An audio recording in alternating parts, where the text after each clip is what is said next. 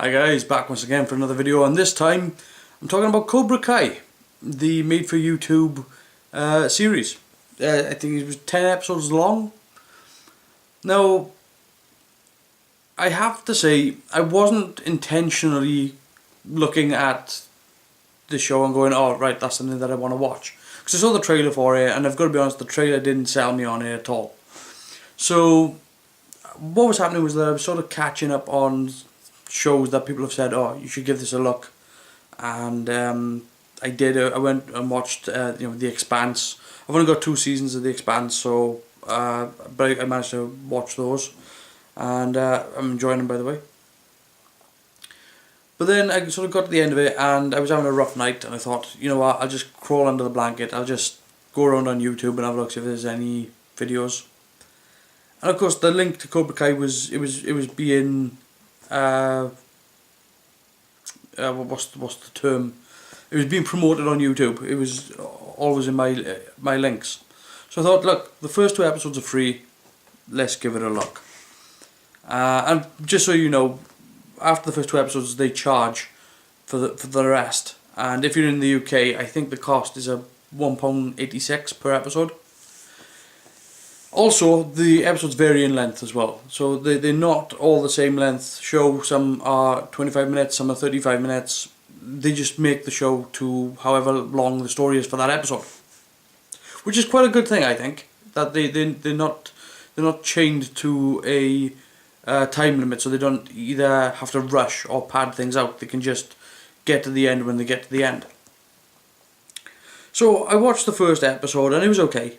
It was alright. I was kind of like, oh, alright, I see what you're doing here, and I like it.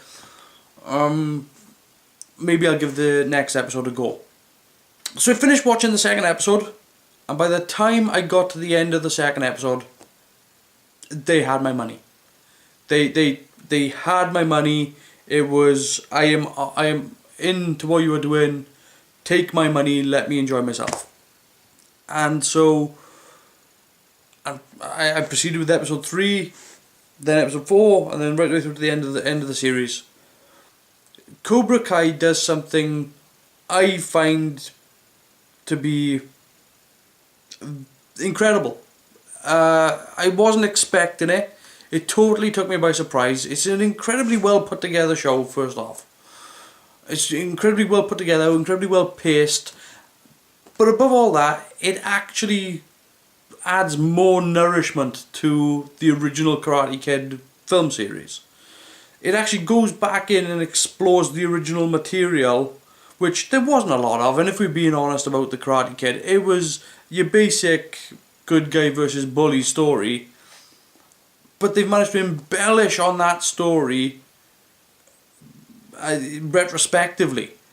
And what I think this show does incredibly well is it takes a look at that material and then shows you the other side of the coin. And that's what this show is. It's the other side of the coin. It's Johnny's story, not Daniel LaRusso's story.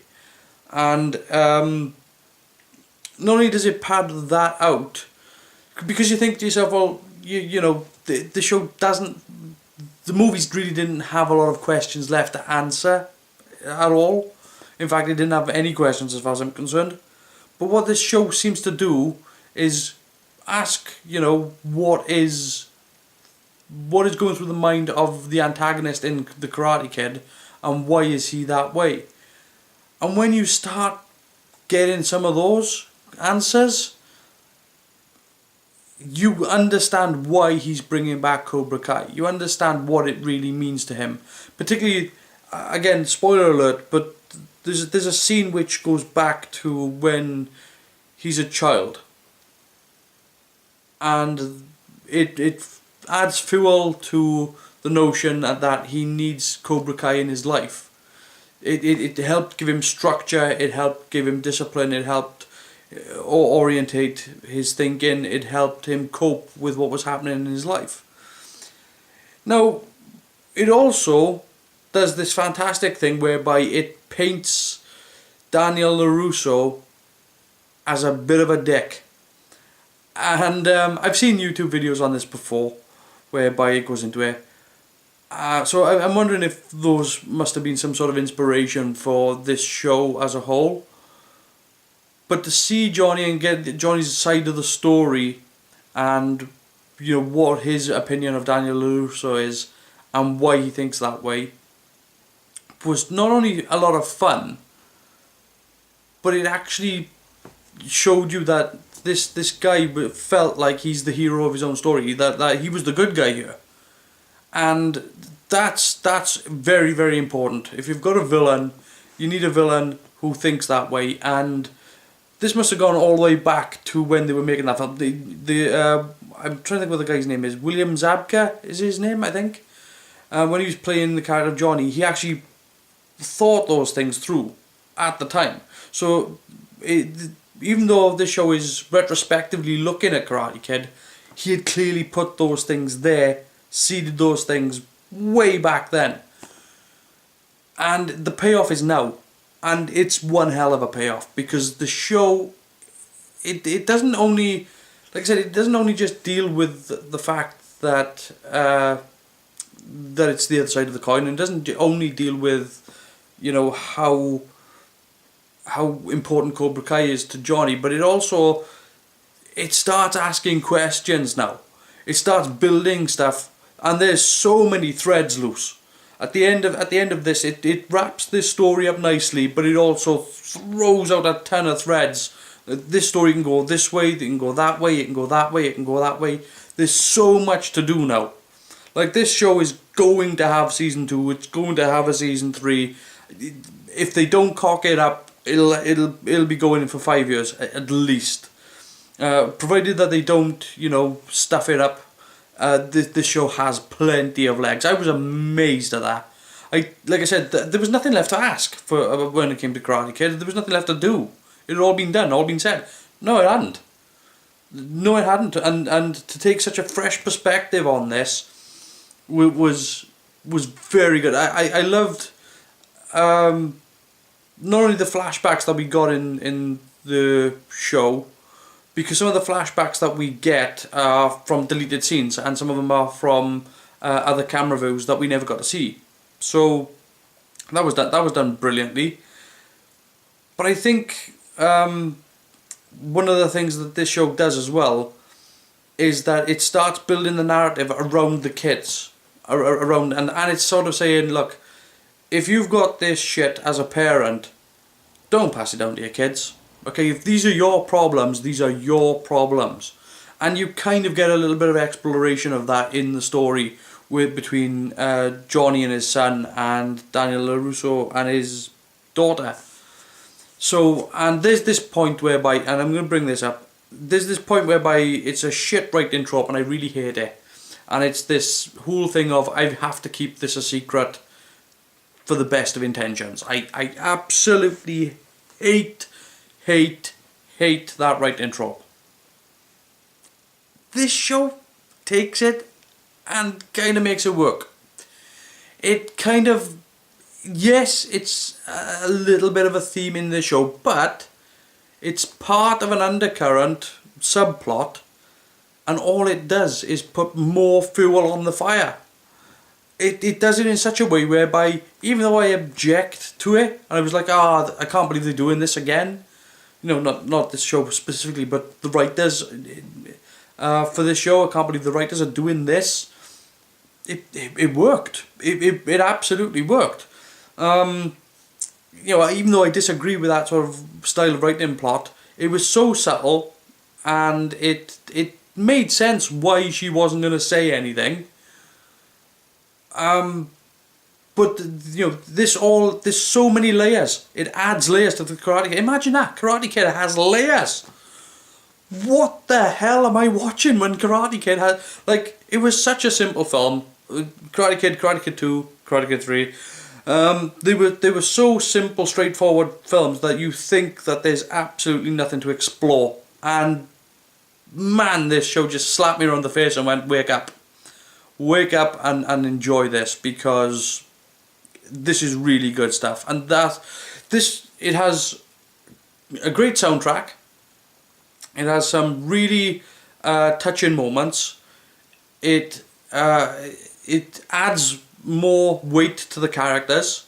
It embellishes on stuff you never thought you'd ever even want to even question. And it does a really good job of what was once the hero. I'm not going to say Daniel LaRusso's the bad guy, but he's definitely a dick. And because he can't let shit go, the more he can't let it go, the more of a dick he is. And it's clearly him feeling the absence of Mr. Miyagi. Not only is he feeling the absence of Mr. Miyagi, but he's feeling the absence of that karate discipline in his life. And that begins to change when, and it's a lovely moment actually, when he starts going back through and starts doing it again. So it's not only throwing the fact that, oh, you have to have some sort of discipline in your life, otherwise you become sporadic and chaotic and your life turns to shit. But it was also, like I said, it also said to his kids and all the kids in the show that, you know, this shit that they are experiencing is because of the fact that you can't let it go. It's you are handing this shit off to your kids. Don't do that. And it does come to a bit of a head. And the only thing I didn't like about the entire series, I've got to say, it is literally the only thing. It's a small, tiny little thing, but it did bug me a little bit. So the character of Miguel goes through this whole character arc and change thanks to Cobra Kai. He stops being this wimpy kid and becomes this strong, confident, capable fighter. And that's okay, but even though they sow these seeds at this party, the twist in his character in the final episode, it's a bit over the top. It's a bit too much. And I would have just dialed that back. That's the only thing, because it just felt like, it just felt too much. But aside from that, I have nothing but praise for this. I wasn't expecting it. I didn't see it coming. I was expecting to watch the first 2 episodes and maybe go, alright, okay, never mind. I've never been happier to hand somebody my money in my life. It was a total, absolute pleasure to watch. Anyway, that's what I thought of Cobra Kai. I'm going to leave that there and say, if you've enjoyed this video, feel free to like and comment on this video, subscribe to this channel. But until next time, I'll see you later, guys.